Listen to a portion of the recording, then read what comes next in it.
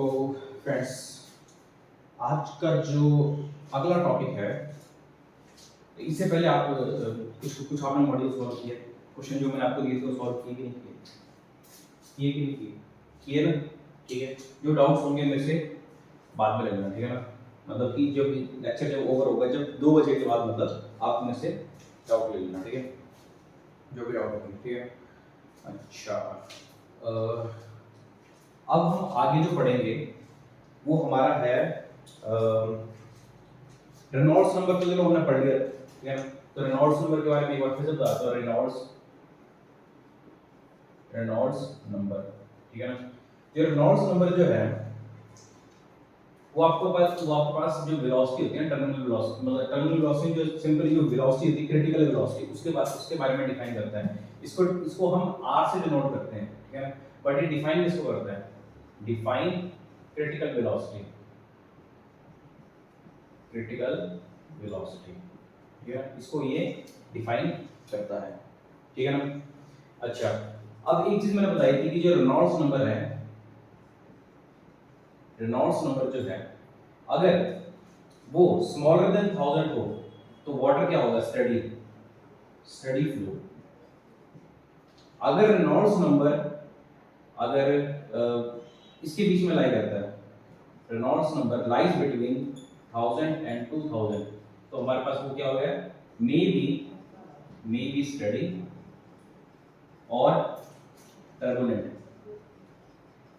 इसको हम टर्बुलेंट बोलते हैं, ठीक है? अगर रेनॉल्ड्स नंबर ग्रेटर देन 2000 अगर है तो वो क्या होता है? हमारे पास टर्बुलेंट ही होता है, टर्बुलेंट ही होता है, ठीक है? तो इतना आपने कर याद किया था, ठीक है? अब इसके बाद जो है वो मैं आपको कुछ वैसे न्यूमेरिकल्स के टर्म्स में बताऊंगा कुछ, पर एक काम करो, आप सिंपली एक अलग टॉपिक लिखो जो है आपके पास स्टोक्स थ्योरम, ठीक है? स्टोक्स थ्योरम देखो, स्टोक्स थ्योरम।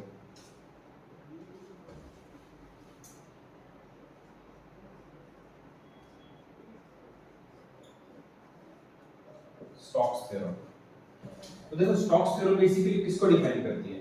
स्टोक्स थ्योरम आपकी जो होती है वो आपकी डिफाइन करती है विस्कस फोर्स को। विस्कस फोर्स, अब देखो विस्कस फोर्स क्या चीज होती है?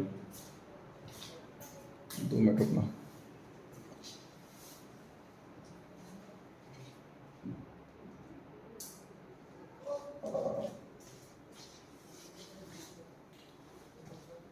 तो देखो वो डिफाइन करती है विस्कस फोर्स को। अब बोलेंगे सर विस्कस फोर्स क्या चीज होती है, ठीक है ना? मतलब वो Fv, मतलब इसको विस्कस फोर्स बोलते हैं। विस्कस फोर्स आपकी होती है 6 पाई rpm, मतलब इस तरीके से आप उसके आंसर करें। बोल सर ये क्या होती है विस्कस फोर्स? देखो अब ऐसा है कि एक फ्लूइड है, ठीक है ना? वो फ्लूइड के आपके पास मान लो स्टैटिक पे है, ठीक है ना? तो स्टैटिक है तो आप मान लो कि उसके अंदर आपने उसमें एक कोई ऑब्जेक्ट डाल दिया, ठीक है ना? आपने उसमें कुछ ऑब्जेक्ट डाल दिया, उसको ऊपर से गिरा दिया। सर कीज होनी सेम सर, अच्छा की होनी है।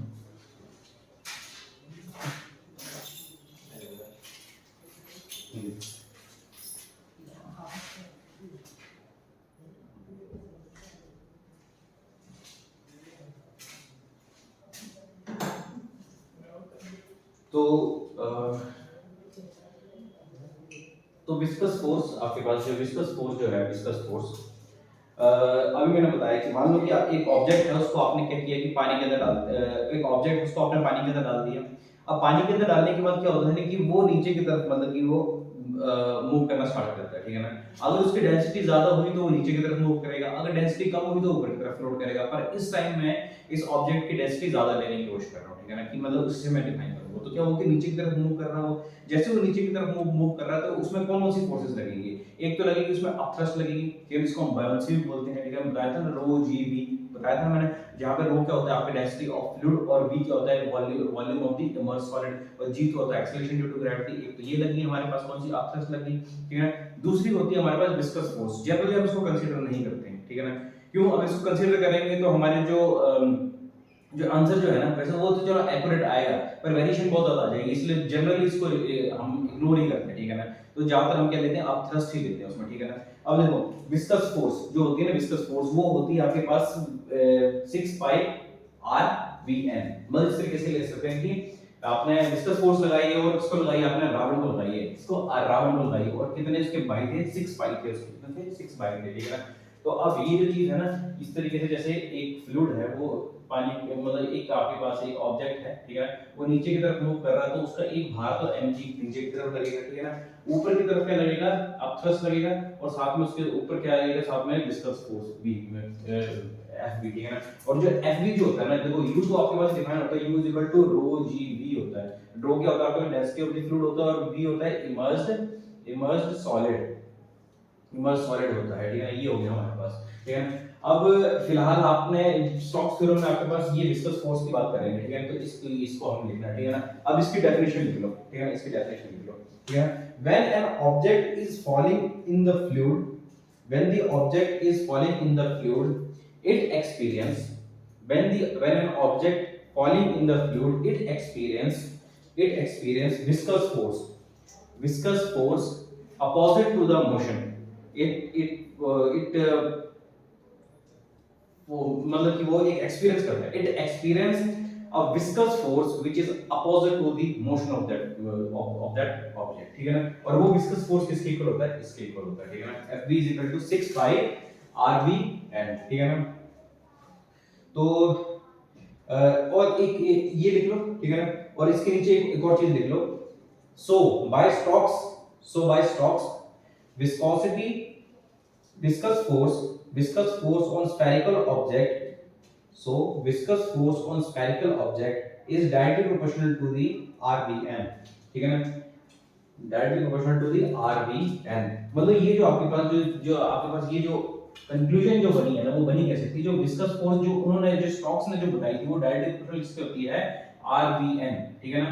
और जब डायरेक्टली प्रोपोर्शनल का जो साइन हटेगा तो हमारे पास कितना आएगा 6 पाई RVN। ये हमारे पास एक्चुअली में ये चीज बनी, ठीक है। ये तो आप लोग लिख लिया, इसके चाहिए लोग उसने एबीसीडी इसको इस तरीके से उसको डिफाइन किया था, ठीक है ना। जहां पे आपके पास क्या है, आपके पास r क्या है, रेडियस ऑफ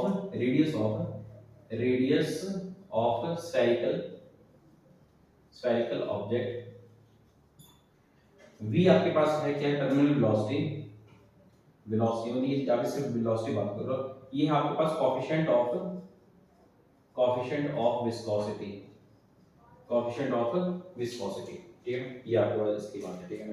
तो ये जनरली हम इसके क्या बोलते हैं, स्फेरिकल ऑब्जेक्ट का मतलब कि ये जो विस्कस फोर्स जो है ना, देखो अब ऐसा है कि हम जनरली कंसीडर करते हैं ये जो विस्कस फोर्स होती है ये स्फेरिकल ऑब्जेक्ट के ऊपर लगती है, ठीक है ना। स्फेरिकल ऑब्जेक्ट के ऊपर लगती है, तभी हमने यहाँ पे जो r जो है रेडियस ऑफ स्फेरिकल ऑब्जेक्ट लिया हुआ है, ठीक है। अच्छा अगली चीज है आपके पास टर्मिनल वेलोसिटी। तो इसको आप नोट डाउन कर लिए इसको नोट डाउन। अब आप लिखो terminal velocity TERMINAL terminal VELOCITY terminal velocity, ठीक है ना। तो टर्मिनल वेलोसिटी जो होती है ना आपके पास, वो ये होती है कि उसने वो जो ऑब्जेक्ट जो नीचे की तरफ गया है, ठीक है, जो स्फेरिकल ऑब्जेक्ट जो हमने नीचे की तरफ जो भेजा है, ठीक है ना, जो स्फेरिकल ड्रॉप हो सकती है, वो एक टाइम के बाद विस्कस फोर्स, तो देखो उसमें विस्कस फोर्स तो लगेगी, विस्कस फोर्स भी लगेगी, उसमें अपथ्रस्ट भी लगेगा और उसका एक नीचे की तरफ मोशन भी हो रहा होगा, ठीक है ना। तो ऊपर से तो बड़े भयंकर तरीके से आ रही होगी, बड़ी स्पीड तरीके से आ रही होगी, ठीक है ना। और जब नीचे की तरफ जो एंटर करेगी तो एक विस्कस फोर्स ऊपर की तरफ लगेगा उसको, ठीक है ना, एक अपवर्ड फोर्स ऊपर की तरफ लगेगा, बट स्टिल उसका मोशन हो रहा है ना मोशन। तो वो मोशन जो कि इन तीनों के हेल्प से नीचे की तरफ हो रहा है, ठीक है ना। मतलब हेल्प तो क्या है, दो इसमें रेजिस्टेंस प्रोवाइड कर रहे हैं और एक की हेल्प से मोशन हो रहा है। जो जिसकी हेल्प से मोशन हो रहा है, ठीक है ना, तो जो मोशन हो रहा है उसमें कुछ ना कुछ, उस मोशन में कुछ ना कुछ वेलोसिटी होगी, वो जो वेलोसिटी होती है ना उसी को हम क्या बोलते हैं, टर्मिनल वेलोसिटी। तो टर्मिनल वेलोसिटी में क्या क्या चीजें हम कंसीडर करते हैं, एक तो उसका कंसीडर करते हैं उसका वेट, ठीक है ना। दूसरा हम कंसीडर करते हैं जो उसके ऊपर जो रेजिस्टेंस लग रही है उसको भी कंसीडर किया जाता है, और रेजिस्टेंस में विस्कस फोर्स भी आएगी, ठीक है ना, यहाँ पे अपथ्रस्ट भी आएगा, ठीक है। तो वो होती है हमारे पास क्या होती है, टर्मिनल वेलोसिटी को हम BT से डिनोट करते हैं, ठीक है ना। इसका जो कंक्लूजन जो है वो 2 upon pi r square sigma into r upon ये आएगा आपके पास 2 upon pi r square g, यहाँ पे आएगा मीटर, ठीक है। ये आपके पास आया g, ये आपके पास आया g, ये होती है आपके पास टर्मिनल वेलोसिटी, ठीक है ना। ये होती है टर्मिनल वेलोसिटी, पर इसकी एक पूरी फुल डेरिवेशन है, ठीक है, फुल डेरिवेशन है। यहाँ पे देखो आर क्या है, रेडियस है उसका, ठीक है। सिग्मा क्या है, सिग्मा वो है कि जो ऑब्जेक्ट जो है, जो स्फेरिकल ऑब्जेक्ट है उसकी डेंसिटी, और रो जो है वो है फ्लूइड की डेंसिटी, ठीक है ना। जी एक्सेलरेशन ड्यू टू ग्रेविटी, और एन जो है वो कोएफिशिएंट ऑफ विस्कोसिटी, ये है आपके पास, ठीक है ना। तो देखो ये जो फार्मूला जो है ना, ये थोड़ा कॉम्प्लिकेटेड है, ठीक है ना, इसको याद करना थोड़ा मुश्किल हो जाता है, ठीक है ना, पर बार बार रिवाइज करोगे तो याद हो जाएगा, ठीक है ना। क्योंकि देखो हम ये इसमें ये थोड़ा सा कॉम्प्लिकेट, अब इसको ना इसका एक काम है, इसकी डेरिवेशन करवा देता हूं, ठीक है। डेरिवेशन करने के बाद क्या होगा ना, ये आपको कुछ भी चीज आप नहीं भूलोगे, ठीक है ना। ठीक है, इतना इतना इसमें इसको साइड में नोट डाउन कर लो और लिख लो, the maximum constant velocity, the maximum constant velocity acquired by the body, the maximum constant velocity acquired by the body which while falling through the viscous medium, while falling through the viscous medium is known as terminal velocity। क्या होती है हमारे पास, terminal velocity, ठीक है ना। तो जैसे मैं बात करूं, ये एक फ्लूइड है, एक ड्रॉप है, ठीक है, वो इस फ्लूइड से जस्ट ऊपर, तो उसके ऊपर एक mg का भार लग रहा है।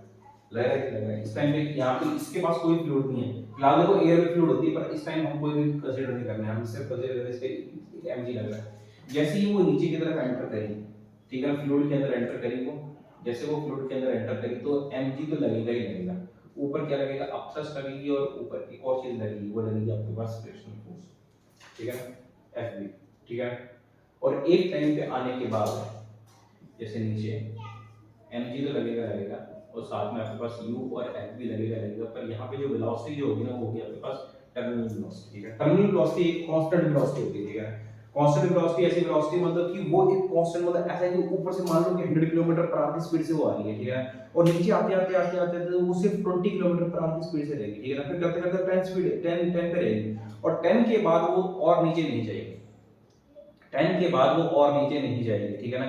ये जो वेलोसिटी जहां पे वो कांस्टेंट वेलोसिटी आती है, इसी को हम क्या बोलते हैं, टर्मिनल वेलोसिटी। क्या बोलते हैं उसको, टर्मिनल वेलोसिटी, ठीक है ना। अच्छा, spherical body falling from the rest into the viscous of the fluid, ठीक है ना।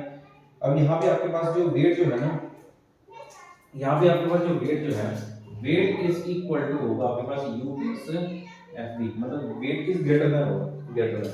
यहाँ पे इस टाइम पे जो आपके पास होगा वेट इज ग्रेटर देन, और यहाँ पे जो वेट होगा ना वो इक्वल होगा किसके, विस्कस फोर्स, मतलब नीचे जाकर के ना एक ऐसा पॉइंट आएगा जहाँ पे वो चीज बैलेंस हो जाएगी, ठीक है, नीचे की और ऊपर की बैलेंस हो जाएगी। और यहाँ पर जो है ये आपके पास चल तो रही है, चल रही, क्योंकि यहाँ पे इसका वेट ज्यादा है, और उसने विस्कस फोर्स को और अपथ्रस्ट फोर्स को, जिसको बर्नसी बोलते हैं, उसको उसने ओवरकम कर दिया, ठीक है ना।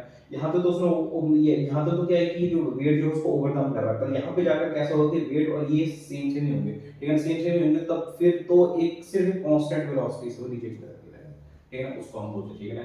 जैसे फॉर एग्जांपल एक चलो तो एग्जांपल तो कर देना आप, इससे सिर्फ इतना सॉल्व, ठीक है, इतना मैंने आपके पास बना दिया, ठीक है। तो आप इसको ड्रॉ कर लो, अच्छे से ड्रॉ कर लो, ठीक है। इसकी डेरिवेशन करवाता हूं, ठीक है, मैं इसकी डेरिवेशन करवाता हूं। अब देखो यहाँ पे यहीं पे करवाया था मैं, हमने as W is equal to, क्योंकि हमें क्या पता है कि जो W जो है ना वो इक्वल टू हो गया U प्लस Fb, मतलब विस्कस फोर्स के। W क्या होता है हमारे पास, mg होता है, mg is equal to viscous force rho gv हो गया, प्लस विस्कस फोर्स होता है 6 पाई rvn, ये आपके पास आ गया rvn आ गया आपके पास, ठीक है ना। तो mg आपके पास क्या है, mass equal to density into volume होता है, is equal to rho gv plus 6 pi rv beta, ठीक है, ये आ गया होगा हमारे पास। अब देखो ये डेंसिटी किसकी है आपके पास, सॉलिड की है, तो सॉलिड की डेंसिटी को हमने किससे डिनोट किया होगा, ये सॉलिड की डेंसिटी और ये फ्लूइड की डेंसिटी है, ठीक है ना। हमने यहाँ पर मैं स्लाइड में बोलूं, ये सॉलिड जो है, सॉलिड डेंसिटी को हम सिग्मा से डिनोट करते हैं, और जो फ्लूइड की जो डेंसिटी है उसको हम रो से डिनोट कर लेते हैं, ठीक है, इसे डिनोट कर लिया, ठीक है।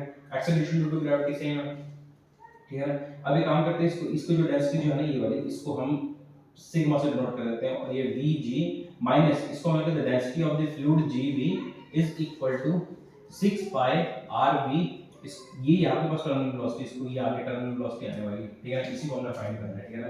ये x नहीं है, ये मीटर है, मीटर, ठीक है ना। अब एक काम करो, इसमें से देखो, इसमें से वॉल्यूम बाहर आ जाएगा, g बाहर आ जाएगा, क्योंकि वॉल्यूम तो उसका सेम ही है, ठीक है। अच्छा, अब नीचे हम आपके पास कितना आ गया, 6 pi r metre is equal to vt, इतना आ गया हमारे पास, ठीक है ना। अब एक काम करो, तो वॉल्यूम जो है ना, वॉल्यूम स्फीयर का वॉल्यूम कितना है, 4/3 पाई r क्यूब होता है, उसको पुट कर दो, ठीक है, क्या आएगा 4/3 pi r cube g sigma into rho 6 pi r into metre is equal to vt, ठीक है ना। इतना चल गया पता, इतना मैं लिख दिया, ठीक है। इसको मैं मिटा रहा हूं,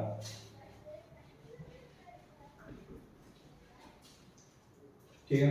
अब इसमें से कैंसिल क्या क्या चीजें हो गई, ठीक है ना, पाई से तो पाई कैंसिल हो गया, हो गया, ठीक है ना।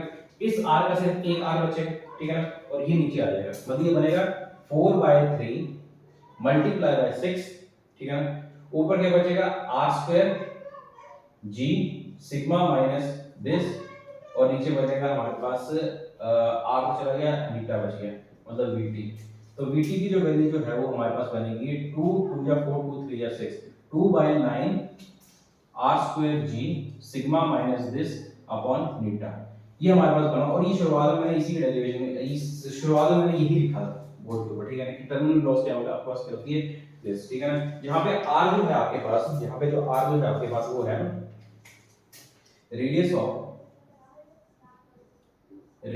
ऑफ स्फीयर, g क्या है, एक्सेलरेशन ड्यू टू ग्रेविटी, जो कि फिक्स होती है 9.8 मीटर पर सेकंड स्क्वायर, मीटर पर सेकंड होती है, ठीक है। अच्छा, अगला ये आपके पास जो ये है आपके पास, ये है density, density of spherical body, और ये जो आपके पास, ये आपके पास डेंसिटी ऑफ फ्लूइड, मीटर है आपके पास coefficient of viscosity, coefficient of viscosity का चलिए पता, ठीक है ना। तो इसको नोट डाउन कर लो, फटाफट नोट डाउन करो, साथ साथ में नोट डाउन भी करते रहा करो, ठीक है, नहीं तो डेरिवेशन करवाई मैं, ठीक है ना, नोट डाउन भी करते रहा करो। अच्छा, अब अगली चीज, ये तो हमने यहाँ से डेरिवेशन कर दी इसकी, ठीक है ना। अब अगली चीज ये है कि अगर मान लो कि जो डेंसिटी जो है आपके पास, ये वाली जो डेंसिटी है, ये वाली इसकी फ्लूइड की जो डेंसिटी है, इफ ये डेंसिटी अगर बड़ी बड़ी बड़ी स्मॉल हुई इससे, ठीक है ना, तो ये जो Vt जो आएगा, Vt is negative, terminal velocity negative आएगी। और अगर टर्मिनल वेलोसिटी नेगेटिव आई तो इसका मतलब क्या हुआ कि जो बॉडी जो है ना वो ऊपर की तरफ चलना स्टार्ट कर रही है, क्योंकि डेंसिटी ज्यादा होगी ना उसकी, किसकी, डेंसिटी फ्लूइड की ज्यादा है as compare to that object. अगर उस ऑब्जेक्ट के कंपेयर में ज्यादा है तो जो जिसकी डेंसिटी कम होती है वो तो ऊपर फ्लोट करता है, तो ये नेगेटिव होगी, तो मतलब कि जो वेलोसिटी होगी ना वो नेगेटिव होगी, और जब नेगेटिव अगर वेलोसिटी होगी तो जो बॉडी जो होगी ना वो ऊपर की तरफ मूव करना स्टार्ट कर देगी, ठीक है ना। सो यहां पे लिख लो, so terminal velocity is negative, the air bubble, जैसे फॉर एग्जांपल जो एयर बबल होता है ना, तब वो मूव क्या करता है, ऊपर की तरफ करता है, क्योंकि एयर बबल जो होता है उसकी जो क्योंकि जो एयर बबल जो होता है उसकी जो डेंसिटी जो होती है ना वो कम होती है एज कंपेयर टू फ्लूइड, तभी तो वो ऊपर की तरफ मूव करता है। नीचे बुलबुले बनते हैं, वो बुलबुले बुलबुले ऊपर उड़ते हैं, ठीक है ना, ऊपर भी उड़ते हैं क्योंकि उसकी डेंसिटी कम होती है, ठीक है ना, ये होता है, ठीक है ना। अच्छा, अब अगला कोई एक क्वेश्चन लिख लो, question 27 identical drop of water, 27 identical drop of water are falling down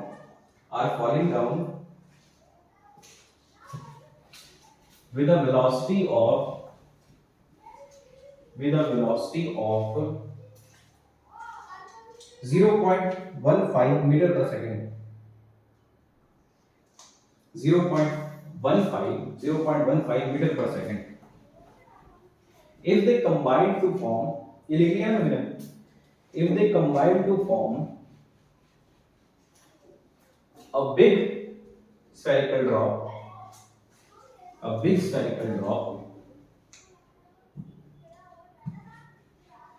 then find the terminal velocity of find the terminal velocity of that big drop. हमारे पास क्वेश्चन जो है इसमें छोटे छोटे 27 आइडेंटिकल ड्रॉप्स है। ये किसमें कन्वर्ट होगी, एक बिग इसमें ड्रॉप में कन्वर्ट होगी, ठीक है ना।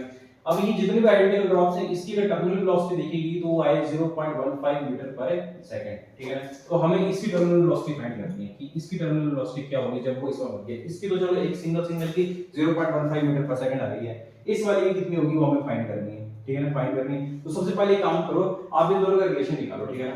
मान लो कि छोटी सी जो ड्रॉप है इसका रेडियस कितना है, r है। ये जो बड़ी सी ड्रॉप है इसका रेडियस मान लो r ले लेते हैं, ठीक है ना। तो इसके वॉल्यूम को कंपेयर कर लेते हैं क्योंकि वॉल्यूम तो सेम ही आएगा। ये आएगा 27 4/3 pi r cube is equal to 4/3 pi r cube. तो चल गया पता, ठीक है। अब 4 पाई से मतलब ये मैंने कैंसिल कर दिया कैंसिल। तो अब यहाँ पे मेरे पास हो गया 27 r cube is equal to r cube. तो मतलब मेरे पास आया 27। अच्छा 27 अगर 27 के से कंपेयर किया जाए तो इसका अंडर क्यूब जो हम लेंगे वो कितना आएगा आपके पास, 3 आएगा। 3r is equal to this, ठीक है ना, क्योंकि 3 3 9 9 3 27 होते हैं। तो r की का कंपैरिजन किया हमारे पास r की वैल्यू ये आ गई, ठीक है ना। अब देखो, अब एक काम करो, ये हमारे का कंपैरिजन आ गया।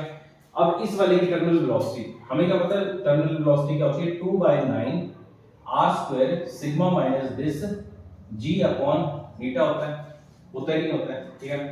उस वाले अब देखो इस वाले का अगर हमने निकाला, ठीक है, इस वाले का अगर निकालो तो r के टर्म्स में, क्योंकि r के टर्म्स में अगर ये रखी तो ये हमारे पास यही आएगी, ठीक है।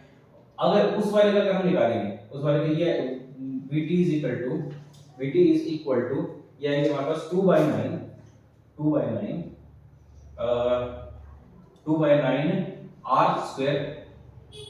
r² sigma minus this g upon eta. तो ये आएगा 2/9 r की जगह क्या लिख सकते हैं, 3r लिख सकते हैं, sigma minus this g upon eta. ये आ गया हमारे पास 2/9 3 3 9 r² sigma minus this g upon eta, ठीक है ना। ये आ गया हमारे पास, ठीक है ना। तो अगर इसे से कंपेयर किया जाए, इसमें जो टर्मिनल वेलोसिटी है वो कितनी है हमारे पास, मैं यहां पे लिख देता हूं, ठीक है ना। इतना तो नोट डाउन कर लिया होगा ना, इधर कर लिया नोट डाउन, इसको मैं यहां पे बता देता हूं, ठीक है। अब देखो अगर मैं कंपेयर करूं vt अपॉन vt से, अगर मैं कंपेयर करूं तो ये आएगा 2/9 r² sigma minus this g upon eta, और नीचे इसके है हमारे पास 2/9 9r² sigma minus this g upon eta. ये आ गया हमारे पास। vt की वैल्यू कितनी दे रखी है 0.15 इतनी दे रखी हुई है। 2/9 से ये कैंसिल, इससे ये कैंसिल, इससे ये कैंसिल, इससे ये कैंसिल, r से ये कैंसिल हो गया। क्या बचा हमारे पास 0.15 upon vt is equal to 1/9 9 को ऊपर भेज दो तो vt हमारे पास क्या बना 0.15 मल्टीप्लाई बाय 9, तो 9 5 45 9 3 तो vt की वैल्यू आई दिस, ये हमारे पास आंसर है इसका, ठीक है। चल गया था पता। तो हमारे पास उसकी टर्मिनल वेलोसिटी कितनी आई। सबसे पहले आपने क्या किया कि वॉल्यूम को कंपेयर किया, वॉल्यूम को कंपेयर करने के बाद हमें रेडियस का रिलेशन मिल गया। रेडियस का रिलेशन मिलने के बाद मैं थोड़ा साइड जाता हूं, हां यहां पे रेडियस का रिलेशन मिलने के बाद हमने टर्मिनल वेलोसिटी में उसकी वैल्यू पुट की और हमारे पास आंसर आ गया, ठीक है। तो इस तरीके से आंसर निकला, ठीक है ना। एक अगला क्वेश्चन नोट करो, इसको फटाफट नोट करो सब। Speed of 2 centimeter radius, speed of 2 centimeter radius ball in 2 centimeter ball in viscous liquid is 20 centimeter per second, 20 centimeter per second. Then speed of 1 centimeter radius, then speed of 1 centimeter radius of ball in the same medium is, ठीक है। निकालो जल्दी फटाफट।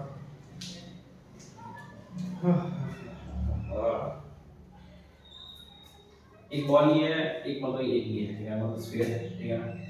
इसकी जो velocity जो है वो आपके पास कितनी है कितने दे रखी है क्वेश्चन में 20, इसका रेडियस है आपके पास 2 सेंटीमीटर का, 20 मीटर पर सेकंड से जा रही है। इसका रेडियस है 1 सेंटीमीटर का, तो ये कितने वेलोसिटी से जा रही होगी, ये पूछा हुआ है। कंपेयर करो ना, टर्मिनल वेलोसिटी क्या होती है, terminal velocity is equal to 2/9 r square sigma this g upon beta, ठीक है। अब मुझे बताओ कि इन दोनों में से अगर vt का रिलेशन अगर निकालना तो किस किस को एलिमिनेट करना पड़ेगा, 2/9 तो जाएगा ही जाएगा, ठीक है। समझ आ रही है कि नहीं, क्योंकि सिंपली हमने इसको इसका रेशियो लेना आगे जाकर के 2/9 कॉमन आने वाला है, बीटा कॉमन आने वाला है, ठीक है ना, क्योंकि कोएफिशिएंट विस्कोसिटी सेम रहेगी। अच्छा, रिलेशन ड्यू टू ग्रेविटी चली जाएगी, रेडियस सेम ही रहेगा, पर ये भी चीज सेम रहेगी क्योंकि सेम ही चीज है, मटेरियल भी सेम है, इन दोनों का मटेरियल भी सेम है और फ्लूइड भी सेम ही है, ठीक है। तो हमारे पास vt का जो रिलेशन आया वो डायरेक्टली किसके इक्वल आया, हमारे पास r के इक्वल आया, मतलब डायरेक्टली इसके रिलेशन के इक्वल आया। तो हम ये लिख सकते हैं vt upon vt is equal to r square upon r square, इतना लिख सकते हैं हम, ठीक है ना। और इसको कंपेयर करो, vt पहले वाले vt कितना है 20 है, ठीक है ना, ये आ गया vt इज इक्वल टू पहले वाले का r कितना है हमारे पास 2 और दूसरे वाले का r कितना है 1, ठीक है, तो स्क्वायर कर दो, ठीक है, कितना बना 20 upon vt is equal to 2 2 जा 4, तो 4 5 जा 20, तो vt की जो वैल्यू आई वो आई हमारे पास 5 मीटर पर सेकंड। चल गया इतना पता, कोई दुख कोई परेशानी तो नहीं है, सिंपल क्वेश्चन है, ठीक है ना। इस तरीके के क्वेश्चन आपको और भी मॉडल में मिल जाएंगे, ठीक है ना। अच्छा, एक क्वेश्चन जो था वो आपके पास क्या बोलते हैं अपना विस्कस फोर्स के ऊपर था, ठीक है ना। तो आपका जो मॉडल का जो क्वेश्चन नंबर आपका जो आपका मॉडल का क्वेश्चन नंबर जो है आपका 6th question number 6 of page number 402 जरा खोल के देखो, ठीक है ना। इसमें आपके पास जो क्वेश्चन जो देके रखा हुआ है इसको मिटा दो ना, ठीक है। उसमें जो क्वेश्चन जो आपके पास जो देके रखा हुआ, आपके पास ये देके रखा है कि मान लो कि हमारे पास ये एक कंटेनर है, इस कंटेनर के अंदर एक बबल है और वो जो बबल जो है ना उसकी वेलोसिटी v नॉट है, और ये जो कंटेनर जो है ना वो 3v की वेलोसिटी से नीचे की तरफ जा रहा है, 3v से जा रहा है कि 2v से जा रहा है, 3v से जा रहा है, ठीक है ना। तो उसने ये बोला है कि फाइंड द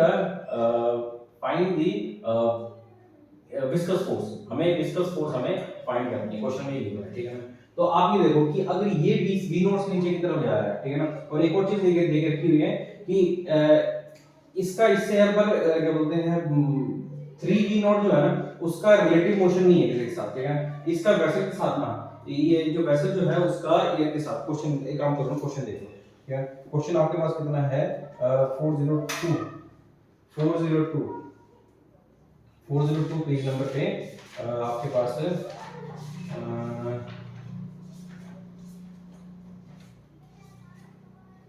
402 पेज नंबर के ऊपर क्वेश्चन नंबर आपके पास है a container filled with a viscous liquid is moving vertically down with constant speed 3v naught. At the instant shown, a sphere of radius r is moving vertically downward with a speed v naught. The coefficient of viscosity is and there is a no relative motion between the liquid and the container. मतलब liquid और container के बीच में, मैंने बताया था liquid, ये जो liquid है, liquid और इस container के बीच में कोई भी relative motion नहीं है, ठीक है।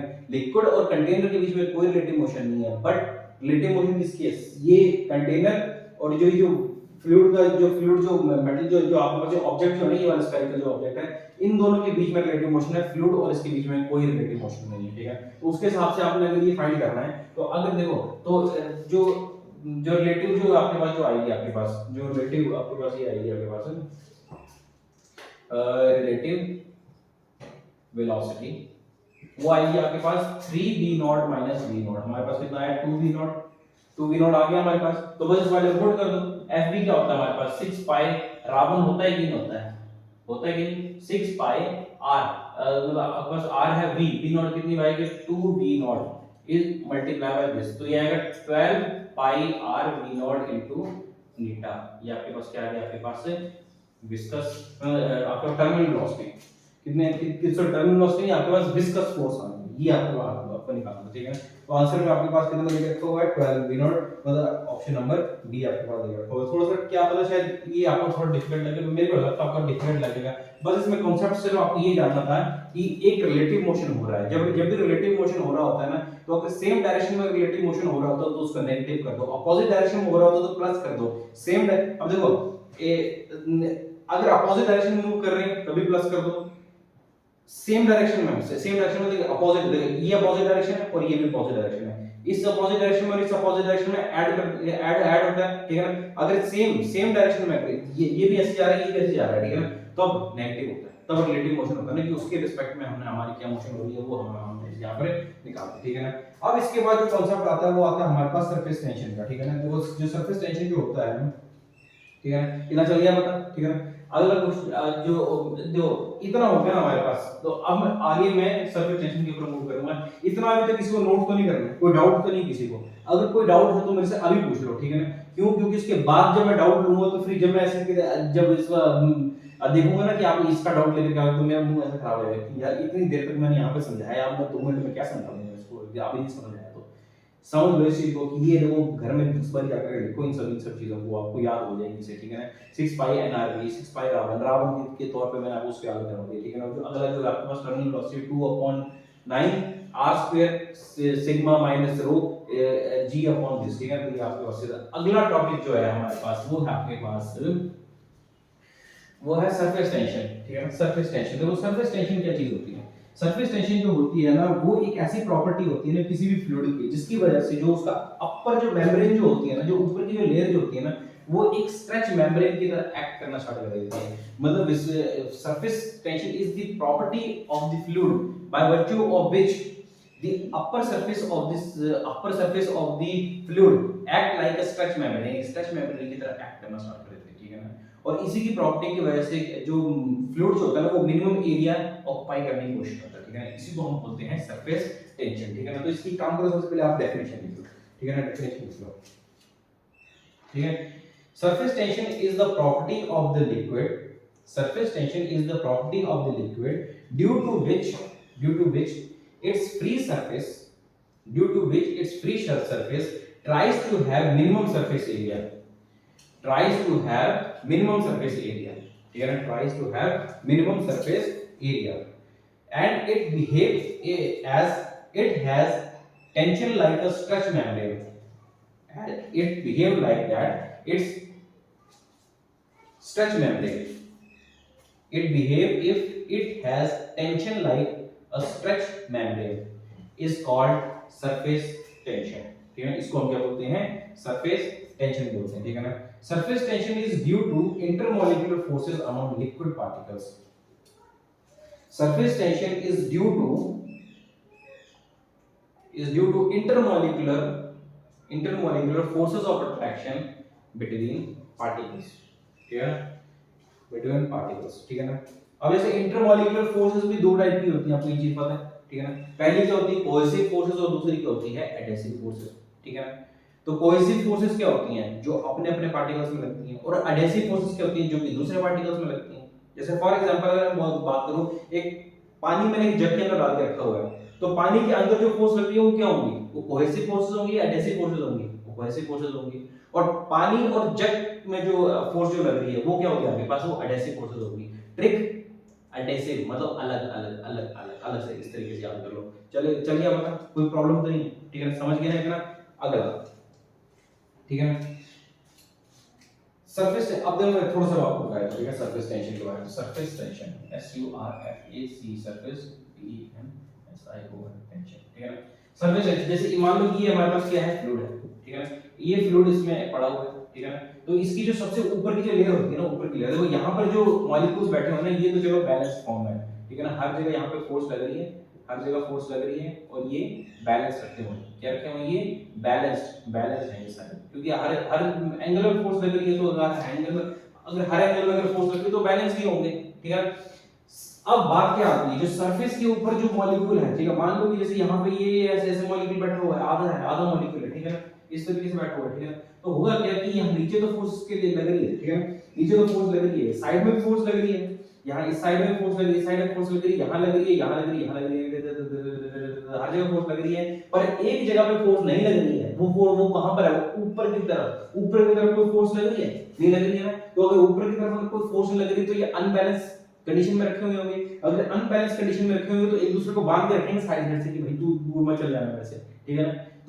तो इसकी वजह से क्या होगी? ऊपर की जो लेयर होगी ना, वो एक स्ट्रेच मेम्ब्रेन की तरह एक्ट करेगी, ठीक है ना, स्ट्रेच मेम्ब्रेन की तरह एक्ट करेगी, और स्ट्रेच मेम्ब्रेन की तरह एक्ट करने की वजह से ऊपर से लगेगा चादर बिछी हुई है, ठीक है ना, और इसी की वजह से जो फ्लूइड होता है ना वो कम से कम एरिया ऑक्यूपाई करने की कोशिश करता है कि वो अलग ना हो जाए, ठीक है ना, उसको एक डर बना रहता है, फ्लूइड को एक डर है कि हम दूर ना हो जाए, ठीक है ना, तो वो करता क्या है कि वो मिनिमम से मिनिमम सरफेस एरिया को ऑक्यूपाई करने की कोशिश करता है, क्योंकि फोर्स सिर्फ इधर ही तो लग रही है, ऊपर तो कोई फोर्स ही नहीं है, ठीक है ना, तो ज्यादा नीचे की तरफ फोर्स लगेगी तो मिनिमम से मिनिमम एरिया ऑक्यूपाई करने की कोशिश करेगा, इतना चल गया पता, ठीक है, तो सरफेस टेंशन ये होती है। अब बोलो सर सरफेस टेंशन का कोई एग्जांपल में बता दो। देखो आपने मच्छर देखे हो पानी के ऊपर बैठे हुए, देखे ना, तो वो किस तरीके से बैठते हैं, वो ऐसे ऐसे टांग ऐसे करके बैठते हैं, ठीक है ना, हम अगर बैठेंगे हम तो चलो डूब जाएंगे, ठीक है ना, और वो क्या होता है उनकी छोटी पतली टांगे होती हैं, और उस पतली टांगों को वो इस तरीके से टिकाते हैं कि जो पानी होता है उसके ऊपर की जो लेयर जो होती है उसको हम स्ट्रेच मेम्ब्रेन बोल रहे हैं, उसको चादर की तरह वो एक्ट करवाता है, ठीक है ना, कि वो चादर है, एक चादर है, तो चादर के ऊपर जो ऐसे रखेगा तो उसमें थोड़ा सा डेंट जो थोड़ा सा आपके पास बेंड हो जाएगा उसमें, और वो आपको दिखता है, मतलब जिस तरीके से आप दिखता है कि कभी आपको फोटो निकाल के देखना लगे बच्चे जो पानी में बैठा हो तो इस तरीके से बैठा है, वो कौन सी प्रॉपर्टी का यूज कर रहा था, सरफेस टेंशन का, ठीक है, सरफेस टेंशन का यूज कर रहा था। अच्छा, अब इस सरफेस टेंशन जो होता है ना उसको हम टी से डिनोट करते हैं, किससे डिनोट करते हैं सरफेस टेंशन को, टी से, इसको हम टी से डिनोट करते हैं, ठीक है ना, तो जो सरफेस टेंशन जो होता है ना वो होता है आपके पास surface tension is equal to force per unit length, surface tension is equal to force per unit length, ठीक है ना, जहां पे L के आपके पास लेंथ है और F के आपके पास फोर्स है, ठीक है, और ये क्या आपके पास सरफेस टेंशन, ठीक है ना, सरफेस टेंशन, इसको लिख लो, ठीक है ना, तो इसको लिख लिया, ठीक है, अब लिखो डेफिनेशन इसकी, surface tension is numerically equal to, surface tension is numerically equal to the force acting per unit length, force acting per unit length on a hypothetical line, on a hypothetical line drawn on a liquid surface, drawn on a liquid surface normal to it on either direction, किसी भी direction में वो चीज हो सकती है, ठीक है ना, वो नॉर्मली इसके बोलते हैं लगेगी, ठीक है ना, कोई एक लेयर है उसके नॉर्मली लगेगी, ठीक है ना, और ये एक स्केलर क्वांटिटी होती है, ठीक है ना, इसके ये एक सरफेस टेंशन, इसको यहां लिख देता हूं, इट इज स्केलर क्वांटिटी, ठीक है, सरफेस टेंशन का लगेगी नॉर्मल लगेगी, बोले सर पकड़ लिया सर, पकड़ लिया, बोले सर ये तो स्केलर क्वांटिटी कैसे हो सकती है, इसमें तो डायरेक्शन भी है, इसमें डायरेक्शन भी है, कुछ कुछ क्वांटिटीज होती हैं जहां पे हमें ऐसा लगता है कि यार ये जो ना स्केलर ये वेक्टर होनी चाहिए पर ये स्केलर नहीं होती है, ठीक है, और ये जो स्केलर चलती रही है बाय एक्सपेरिमेंटली इसको देखा गया कि ये स्केलर क्वांटिटी भले नॉर्मल डायरेक्शन के ऊपर इसकी फोर्स लग रही है, पर देखो जहां पे जिस भी जगह पे बैठा हो नॉर्मली ही फोर्स लगाएगा, ठीक है ना, तो वो नॉर्मल डायरेक्शन कहीं पे भी हो सकती है, ठीक है ना, तो इसलिए हम ये बोल सकते हैं कि ये एक स्केलर क्वांटिटी है, इसको वेक्टर क्वांटिटी से डिनोट नहीं किया जाता, भले ही इसके ऊपर की तरफ फोर्स लग रही है बट स्टिल ये एक स्केलर क्वांटिटी है, चल गया था पता, ठीक है। अब देखो अगली चीज, जो सरफेस टेंशन जो है ना इसकी यूनिट क्या होती है, ये यूनिट भी लिख लो, यूनिट क्या होती है, न्यूटन पर मीटर, ये इसकी यूनिट होती है, ठीक है, लिख लिया, ठीक है ना। अच्छा अब अगला, floating of needle on water surface, floating of needle on water surface, floating of needle on water surface, तो इसको मैं यहां से मिटा देता हूं, floating of needle on water surface,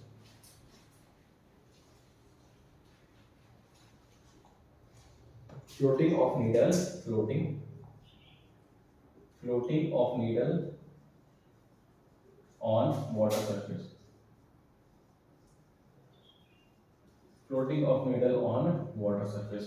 अब देखो एक वाटर सरफेस है, उसके ऊपर नीडल फ्लोट कर रही है, ठीक है, अगर नीडल फ्लोट कर रही है, बोले कि सर ये तो गलत बात कर दी आपने, नीडल कैसे फ्लोट कर सकती है, मैं बल्कि आपने नीडल फ्लोट करती है, मैं बोला कोई बात नहीं, एक्सपेरिमेंट करके दिखा देंगे किस दिन आपको, ठीक है, ठीक है, मान लो कि नीडल है, नीडल जो है वो फ्लोट कर रही है, मैं तो दबाई नहीं, देखो नीडल जो है वो फ्लोट कर रही है, अगर नीडल फ्लोट कर रही है तो डेफिनेटली जब आप देखो थोड़ी सी झुक रही होगी नीचे की तरफ, अगर वो नीचे की तरफ झुक रही होगी तो एक mg नीचे की तरफ भार लग रहा होगा उसके ऊपर, लग रहा होगा कि नहीं लग रहा होगा, ठीक है, ठीक है ना, और जो भार जो है उसके बाद जो लग रहा है आपके पास वो एक इस तरीके से लग रहा है, यहाँ से फोर्स लग रही है, यहाँ से फोर्स लग रही है, जैसे झुका हुआ है तो एक फोर्स यहाँ लग रही होगी, एक फोर्स यहाँ लग रही होगी, ये फोर्स एक थीटा एंगल बना रही है, ठीक है, तो इस फोर्स के हम दो कंपोनेंट कर सकते हैं, एक वर्टिकल कंपोनेंट कर सकते हैं, एक हॉरिजॉन्टल कंपोनेंट कर सकते हैं, तो इसका जो वर्टिकल कंपोनेंट होगा वो होगा f sin थीटा और जो हॉरिजॉन्टल कंपोनेंट होगा वो होगा f cos थीटा, ठीक है ना, सेम इस वाले का भी केस अगर थीटा एंगल अगर बना रहा तो एक तो होगा f sin थीटा और दूसरा जो होगा नीचे की तरफ जो बना रहा है वो होगा f cos थीटा, ये चल गया पता, कोई डाउट कोई दुख कोई परेशानी तो नहीं है, बिल्कुल नहीं है, समझो इस चीज को, ठीक है। अब देखो फ्लोट कर रही है वो, ठीक है ना, तो ऊपर वाले ऐड हो जाएंगे पर ये वाले कैंसिल हो जाएंगे क्योंकि जो इस डायरेक्शन जा रहा है जो इस डायरेक्शन जा रहा है ये तो हो गया कैंसिल, ठीक है ना। तो और तो हमारे पास बना क्या, हमारे पास बना mg is equal to f sin theta plus f sin theta. तो हमारे पास बन गया mg is equal to 2f sin theta, ठीक है ना, ये हमारे पास बन गया, ठीक है ना। तो अब देखो अगर mg की बात करें तो mg w है, मतलब वेट ही है ना mg, ठीक है ना, और 2 अच्छा f को हम कैसे लिख सकते हैं, force is equal to tension into length sin theta, तो ये बन गया आपके पास 2tl sin theta is equal to w, ये हमारे पास बन गया क्वेश्चन। चल गया इतना पता, कोई डाउट कोई कुछ तो नहीं है, कोई डाउट, ठीक है ना। ये हमारे पास क्या है, हमारे पास वेट आ गया, ठीक है, weight is equal to 2t into l sin theta. जब आपके पास थीटा के टर्म्स में जो अगर थीटा देके रखो थीटा पुट कर देना, टेंशन आपके पास देके रखी होगी और l के आपके पास की जो लेंथ जो होगी वो, ठीक है ना, वो होती है आपके पास lifting of needle above the water surface, ठीक है। अच्छा अब एक चीज यहां पे समझ लो कि जैसे जैसे मैं फोर्स जो लगा रहा हूं, जो ठीक है वो क्वेश्चन में बात करता हूं मैं, एक अगला अगला लाता हूं, ठीक है ना। लिफ्टिंग ऑफ अच्छा इतना ये कर लो नोट डाउन, कर ले नोट डाउन, साथ साथ में नोट डाउन भी करते रहो ना, कर ले note down.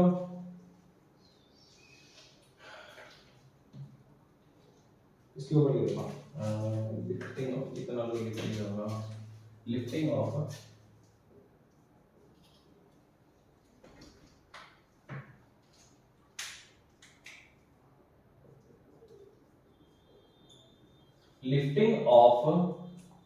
needle from water surface,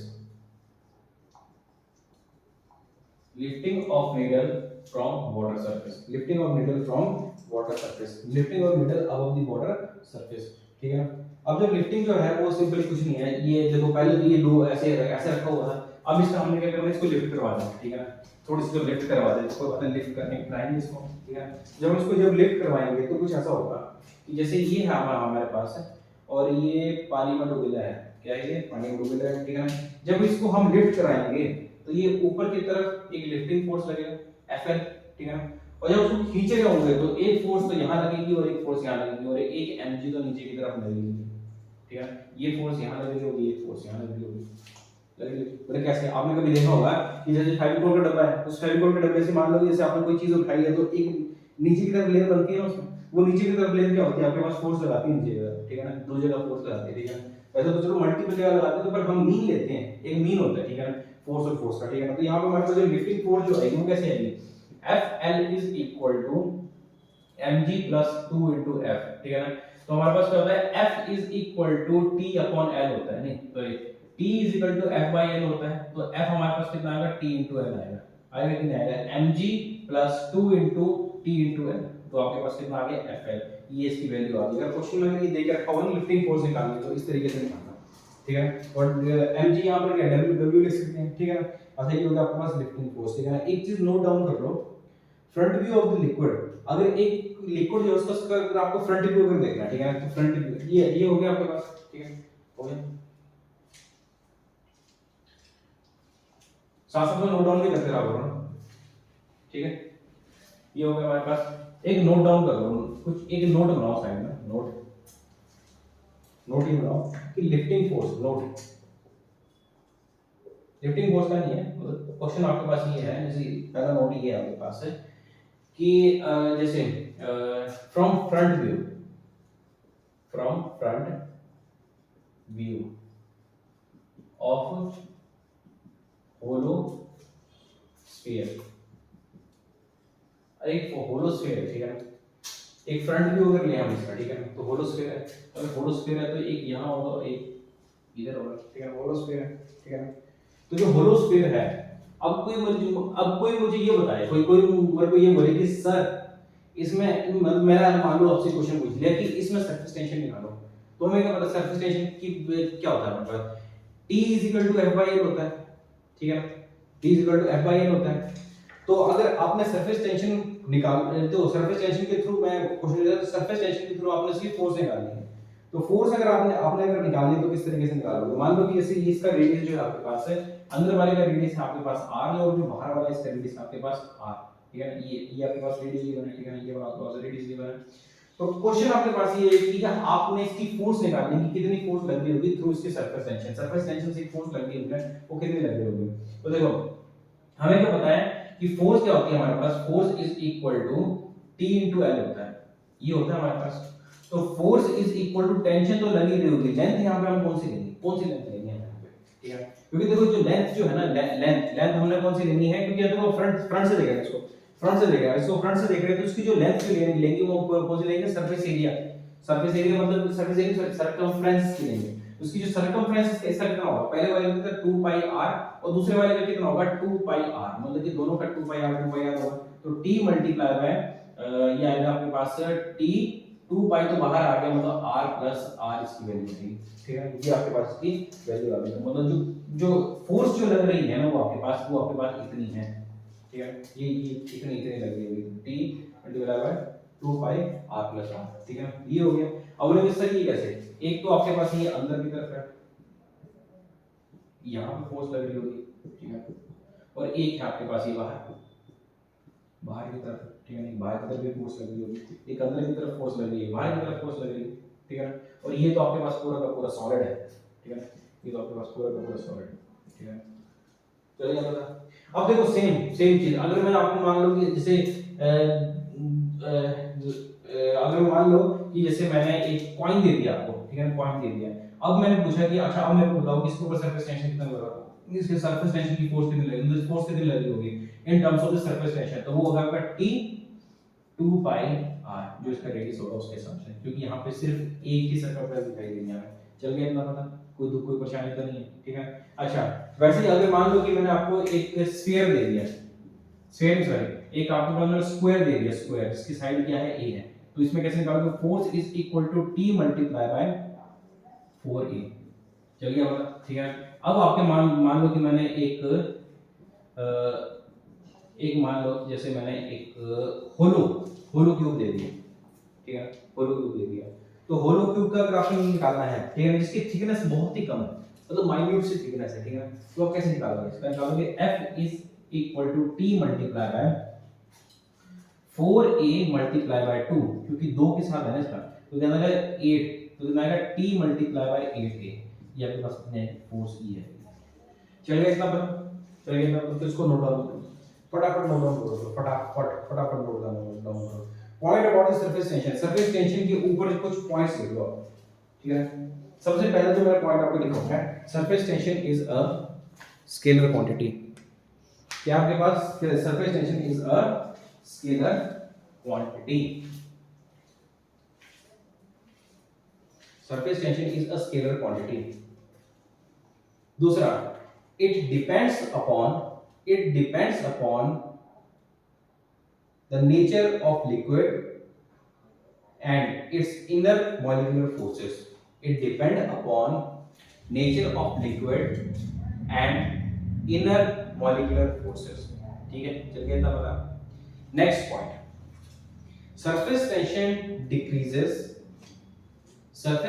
decreases with increase in temperature, surface tension decreases with increase in temperature and become zero, and it become zero at critical temperature, ठीक है ना। Next point, it depends upon impurity added, पहला इसमें ए point लिखो, for insoluble impurities surface tension decreases, for soluble impurities surface tension decreases, ठीक है ना। अगला, फॉर soluble impurities, मैंने पहले वो soluble लिखा है, insoluble, for insoluble impurities surface tension decreases, for soluble impurities देखो, for soluble impurities surface tension may decrease or increase, वो डिक्रीज कर भी सकती है और इंक्रीज भी कर सकती है, ठीक है ना। Soap decreases the surface tension of the water, soap decreases the surface tension of the water. जो सोप जो होता है ना वो सरफेस टेंशन को डिक्रीज कर देता है, ठीक है ना। अब जैसे फॉर देखो सरफेस टेंशन की और बहुत सारे एप्लीकेशन है। जैसे फॉर एग्जांपल अगर मैं बात करूं, सरफेस टेंशन जो है वो आपके पास, जैसे आप जैसे मैं बोलूं कि आपको ठंडा सूप अच्छा लगता है कि गर्म सूप अच्छा लगता है, ठंडी चाय अच्छी लगती है, गर्म चाय अच्छी लगती है, कौन सी चाय अच्छी लगती है? गर्म गर्म चाय अच्छी लगती है ना, ठीक है, सिप सिप करके पीना पड़ता है, ठीक है उसको, वो मजा आता है ना उसमें। वो क्यों मजा आता है? क्योंकि देखो टेम्परेचर ज्यादा तो सरफेस टेंशन क्या होती है? कम। अगर सरफेस टेंशन कम होगी तो उसका फैलाव ज्यादा होगा, ठीक है ना। तो बस वही बात है, सूप जो होता है ना वो गरम गरम अच्छा लगता है क्योंकि उसका फैलाव ज्यादा होता है, तो पूरी जीभ में अच्छी तरीके से फैलेगा, ठीक है ना। तो वो होता है हमारे पास इसका, ठीक है ना। अब जो क्रीम होती है, ठीक है, जो क्रीम जो होती है उसकी जो सरफेस टेंशन होती है ना वो ज्यादा होती है, हाँ सरफेस टेंशन उसकी ज्यादा होती है। तो तभी हम उसको उसको हमें अप्लाई करना पड़ता है, ठीक है ना, जोर से उसको अप्लाई करना पड़ता है ताकि जो सरफेस टेंशन है वो कम हो जाए। चल के अच्छा लगा, ठीक है ना। और मच्छर वाला एग्जांपल तो मैं आपको पहले बता चुका हूं कि जो मच्छर जो होता है उसको, और हाँ एक और चीज बोलते हैं, जो मच्छर जो होता है ना जैसे ब्रीडिंग करता है, ठीक है, पानी के ऊपर, अगर आपने पानी के ऊपर अगर आपने ऑयल डाल दिया, ठीक है ना, ऑयल डाल दिया तो ऑयल क्या करेगा कि उसकी सरफेस टेंशन को खत्म कर देगा, क्योंकि ऑयल की अपनी सरफेस टेंशन है और वो तो कम ही होगी उससे, ठीक है। अगर कम हुई और तो फिर वो स्ट्रेच मेम्ब्रेन की तरह एक्ट नहीं करेगा, तो उसको जगह नहीं मिलेगी बैठने के लिए, वो उसको चलो मैं बैठूं पर उसको पता लगा यार ये तो इसके ऊपर ऑयल गिरा है और ऑयल के ऊपर तो मैं बैठ नहीं सकता, इसलिए वो ऑयल के ऊपर नहीं बैठ पाता। इसलिए बोलते हैं कि जहाँ पे आपको स्टडी वाटर दीजिए, हम स्टडी यहाँ पे आपको एक स्टैटिक वाटर जहाँ दीजिए उसके ऊपर ऑयल डालते हो सर, वहाँ पर क्या होगा कि आपके पास मच्छर ब्रीडिंग नहीं कर पाएगा, ठीक है ना। चल गया इतना पता। नेक्स्ट क्वेश्चन क्या, ये तो डेली लाइफ एग्जांपल बता रही है। एक क्वेश्चन नोट डाउन करो, क्वेश्चन नोट डाउन करो। The length of the needle floating on the water इज 2.5 सेंटीमीटर, ठीक है ना। The length of the needle floating on the water इज 2.5 सेंटीमीटर, ठीक है ना, 2.5 सेंटीमीटर है, ठीक है ना। The minimum force is added, the minimum force is added to its weight, to its weight the minimum force is in addition, in the minimum force in addition to its weight, the minimum force in addition to its weight needed to lift the needle above surface of the water, above surface of the water will be, ठीक है ना। तो question थोड़ा ध्यान सुनो, ध्यान से, ठीक है ना। तो ध्यान से जो चीज है ना उसको दो ध्यान से ही सुननी चाहिए, ठीक है। तो ध्यान में तो ध्यान से सुनना चाहिए, ठीक है। क्वेश्चन है हमारे पास, एक नीडल है, इस नीडल को हमने इसके ऊपर रखा हुआ है, ठीक है ना। ये मान लो इस नीडल को थोड़ा सा फैलाया है मैंने, ठीक है। तो जो नीडल जो है इसकी जो लेंथ जो है वो हमारे पास गिवन है 2.5 सेंटीमीटर इसकी लेंथ है, ठीक है ना। तो इसके ऊपर एक mg भी लग रही होगी, mg का भार लग रहा होगा, ठीक है ना। तो अब इन्होंने क्वेश्चन क्या पूछा है, इन्होंने क्वेश्चन पूछा हुआ है the minimum force in addition to the weight needed to lift the needle above the surface of the water will be, यहाँ पे t, यहाँ पे टेंशन, अगर t 0.072 न्यूटन पर मीटर, ये आपके पास क्या टेंशन देगा, ठीक है, टेंशन सॉरी आपके पास हाँ सरफेस टेंशन देगा, ठीक है ना। तो आप उसको फाइंड करो 0.072 न्यूटन पर मीटर स्क्वायर, न्यूटन पर मीटर, हाँ ठीक है। तो आपके पास ये, तो अब एडिशन निकालनी है, ठीक है। तो हमें क्या पता है इसका, हमें पता है कि जो mg जो होता है mg इज इक्वल टू, ठीक है, वो क्या होता है हमारे पास एक तो होगी इसकी लिफ्टिंग फोर्स होगी F is equal to T into L plus, क्योंकि एक नीडल है और इसका मैंने बताया था कि जो नीडल जो है जब वो पानी के अंदर बैठी हुई है तो एक mg नीचे की तरफ लगेगा, ठीक है, और जो mg जो नीचे की तरफ लगेगा ये ऊपर लगेगा, ये ऊपर लगेगा, तो इसका होगा क्या होगा f sin theta f cos theta, तो f से f कैंसिल हो जाएगा। तो हमारे पास बनेगा mg इज इक्वल टू, अच्छा लिफ्टिंग फोर्स यही है, चलो लिफ्टिंग फोर्स, तो लिफ्टिंग फोर्स में ये नीचे की तरफ रखती है, मतलब 2f plus mg is equal to lifting force, ये आपको फाइंड करना है, ठीक है। तो देखो lifting force Fl is equal to 2f plus mg। अच्छा अभी बताओ कि फोर्स टेंशन की टर्म में फोर्स कैसे निकलती है? Force tension is equal to F by L होता है, तो फोर्स हमारे पास कितना निकलेगा? T into L plus mg, ठीक है ना? तो आपको जो फोर्स जो आपको जो वैल्यू निकालनी है वो सिर्फ ये वाली निकालनी है, क्योंकि एडिशनल पूछ रहा है ना, एडिशनल टू द वेट, उसके वेट के एडिशन वहां पे कितनी हमारे पास वैल्यू आनी चाहिए कि ताकि हम उसको लिफ्ट कर सके, ठीक है ना? तो कितनी आएगी आपके पास, निकालो उसको।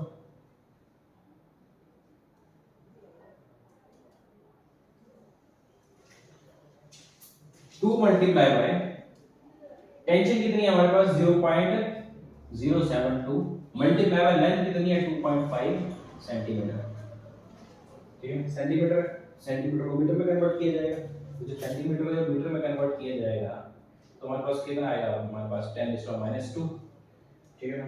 तो बस इसको निकाल लो, 2 into 72 upon 1000 is equal to 25 upon 2 तो ये आ गया आपके पास 72 मल्टीप्लाई बाय 50 अपॉन, मतलब अपॉन तो क्या -6 मैंने ऊपर पहुंचा दिया। 5 to 10 5 7 35 36 36 into 10 is to power -6 36 into 10 is to power -4, तो ये आ गया आपके पास 0.036 into 10 raised to power -1, एक और जीरो लगा देते हैं, वैल्यू कितनी आएगी 0.0036, कितना हमारे पास एडिशनल फोर्स है, ठीक है? तो जो फोर्स है आगे हमारे पास ये आ गया आपके पास एडिशनल फोर्स, ठीक है? चल गया था पता, ठीक है? कोई डाउट तो कोई कुछ नहीं है, ठीक है ना? अच्छा, इसके बाद जो अगला जो टॉपिक है वो आपके पास है सरफेस एनर्जी, ठीक है? एक सरफेस एनर्जी होती है, ठीक है? सरफेस एनर्जी का टॉपिक है,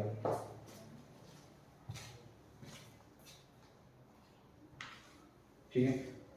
सरफेस एनर्जी, ठीक है? तो काम करते हैं, सरफेस एनर्जी है वो थोड़ी देर पहले आता है, ठीक है ना? क्योंकि जो सरफेस एनर्जी का जो कॉन्सेप्ट जो है वो एक, जैसे आपको चलो ओवरव्यू बताया जाता है, ठीक है ना? तो सरफेस एनर्जी जब मैं पढ़ाऊंगा अभी थोड़ी देर में, ठीक है ना? अभी थोड़ी देर में पढ़ाने वाला हूं मैं। तो जो सरफेस एनर्जी का जो कॉन्सेप्ट है ना, वो सिर्फ ये है कि जो सरफेस जो होता है ना, जो लिक्विड का जो सरफेस जो होता है ना, वो अपने पास कुछ एनर्जी रखता है, उसके अंदर कुछ एनर्जी होती है। एनर्जी कैसे होती है? क्योंकि एक फोर्स लग रही है उसके ऊपर, ठीक है ना? क्योंकि फोर्स लग रही है, वो जो फोर्स कौन सी है? सरफेस टेंशन वाली फोर्स है। सरफेस टेंशन वाली जो फोर्स है वो उसको मिनिमम एरिया में रखना चाहता है। अगर वो मिनिमम एरिया में रखना चाहता है तो डेफिनेटली सी बात है कि एक ना एक उसके ऊपर एनर्जी लग रही होगी। वो जो एनर्जी होगी वो क्या होगी? आपके पास सरफेस एनर्जी होगी, ठीक है ना? तो सरफेस एनर्जी को हम ब्रॉडली अभी अभी थोड़ी देर में डिफाइन करेंगे, ठीक है?